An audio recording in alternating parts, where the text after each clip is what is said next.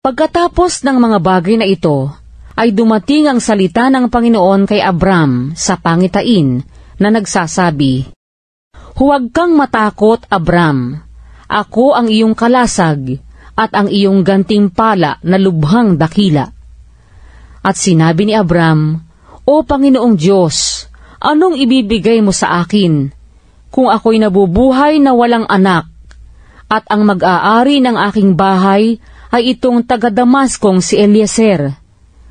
At sinabi ni Abram, "Narito, hindi mo ako binigyan ng anak, at narito't isang ipinanganak sa aking bahay ang siyang tagapagmana ko." At narito, ang salita ng Panginoon ay dumating sa kanya na nagsabi, "Hindi ang taong ito ang magiging tagapagmana mo, kundi lalabas sa iyong sariling katawan ang magiging tagapagmana mo."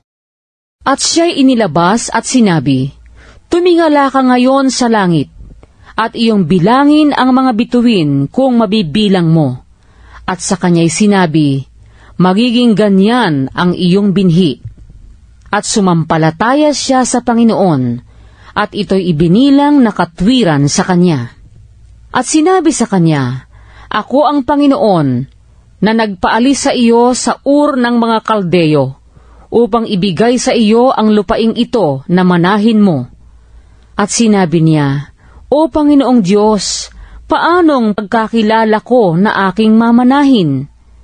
At sinabi sa kanya, "Magdala ka rito sa akin ng isang dumalang bakang 3 taon ang gulang, at ng isang babaing kambing na 3 taon ang gulang, at ng isang lalaking tupang 3 taon ang gulang, at ng isang inakay na bato-bato, at ng isang inakay na kalapati."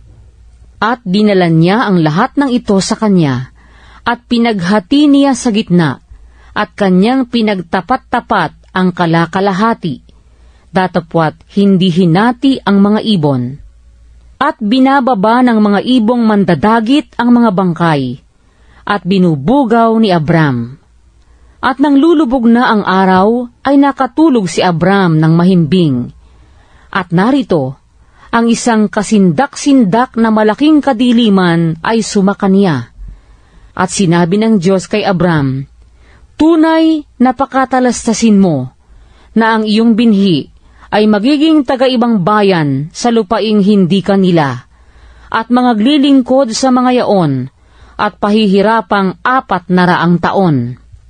At yaunamang bansang kanilang paglilingkuran ay aking hahatulan, at pagkatapos ay aalis silang may malaking pag-aari. Datapot ikaw ay payapang pasa sa iyong mga magulang, at ikaw ay malilibing sa mabuting katandaan. At sa 4 na sali ng iyong binhi ay magsisipagbalik rito, sapagkat hindi pa nalulubos ang katampalasanan ng mga Amoreo." At nangyari na paglubog ng araw at pagdilim na narito ang isang hurnong umuusok, at ang isang tanglaw na nagniningas na dumaan sa gitna ng mga hinating hayop. Nang araw na yaon, ang Panginoon ay nakipagtipan kay Abram na nagsabi, "Sa iyong binhi ibinigay ko ang lupaing ito, mula sa ilog ng Ehipto hanggang sa malaking ilog na ilog Euphrates.